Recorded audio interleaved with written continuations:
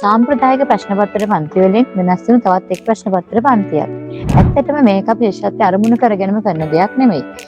එක වසරේ සිට පහ වසර දක්වා දරුවන් අධ්‍යාපනය ඉගෙන ගන්නවා තමයි. නමුත් මෙතනදී මේගොල්ලෝ සිද්ධාන්ත කොටස් දෙක කොතරම් දුරට ඉගෙන ගත්තත් ප්‍රශ්න පත්‍රයකට මුහුණ දීමේදී දරුවන්ගේ හැකියාවන් ඔවුන්ට මුහුණ දෙන ආකාරය බොහෝ දුරට වෙනස් වෙනවා. මෙන්න මේ නිසා තමයි අපි 3 වසරේ සිට 4 5 ශ්‍රේණි තුනටම අදාළව යම් ක්‍රමවේදයකට අනුව ප්‍රශ්න පත්‍ර දීවීම සඳහා අවශ්‍ය පුරුව ලබා දෙනවා.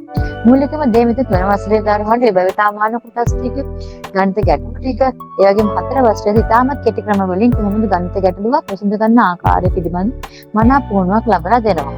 පහ වසරේ දරුවන් ප්‍රශ්න පත්‍රයකට නිවැරදි සිදෙන ආකාරය ගැන කියලා දේ වැඩිපිළිවෙලක් සිද්ධ වෙනවා. 3 වසරේ දරුවෙක් පන්තිට සම්බන්ධ වෙනවා නම් එයාට මුල සිට ක්‍රමානුකූලව වැඩපිළිවෙල සම්බන්ධ වෙන්න පුළුවනි. භාවිතාමාන ගණිත ගැටලු මේ හැම දෙයක්ම 3 4 5 ශ්‍රේණිය වලදී ක්‍රමවත් ආකාරයෙන් ඉගෙන ගන්න පුළුවනි. හැබැයි දරුවෙක් පතරවත් සම්බන්ධ වෙනවා කියලා අපි හිතමු. එහෙම මොකද වෙන්නේ? 3 වසරේ සම්පූර්ණ කොටස් ටික මට මගේ ඇරෙනවා.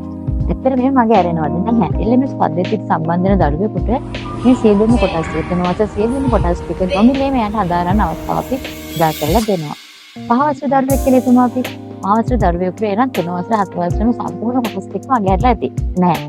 ඒක එහෙම වෙන්නේ නැහැ. උහුරත් පුළුවන්නේ දැන් අපි සජීව පන්තියට සම්බන්ධ වෙන්නත් පුළුවන්. එහෙම නැත්නම් එයාට පුළුවන් රෙකෝඩින් පාස්වර්ඩ් මගේ LMS පද්ධතිය හරහා රෙකෝඩින් වලවත් මේ ගණිත ගැටලු වලටයි සියලුම ක්‍රමවේදයන් වලට අපි ගැනීම කතාවන් ටික අවබෝධ කරගෙන තනියම ඉගෙන ගන්නත් පුළුවන්. අදටත් සම්බන්ධ ඕනෑම දරුවෙකුට, පහේ දරුවෙකුට 3 වසරේ පන්ති සඳහා 4 වසරේ පන්ති සඳහා සහභාගී වෙන්න හැකියාව ලබා දෙනවා වගේම 4 දරුවෙකුට 3 පන්ති සඳහා වෙන්නත් පුළුවන්. සජීවීව සහභාගී වෙන්න පුළුවන්. මේ ඔස්සේ දරුවන්ට සජීවීව පන්තියට පැමිණෙන පේපරයක් උත්තර ලිවීමේ හැකියාව ලබා දීලා තියෙනවා.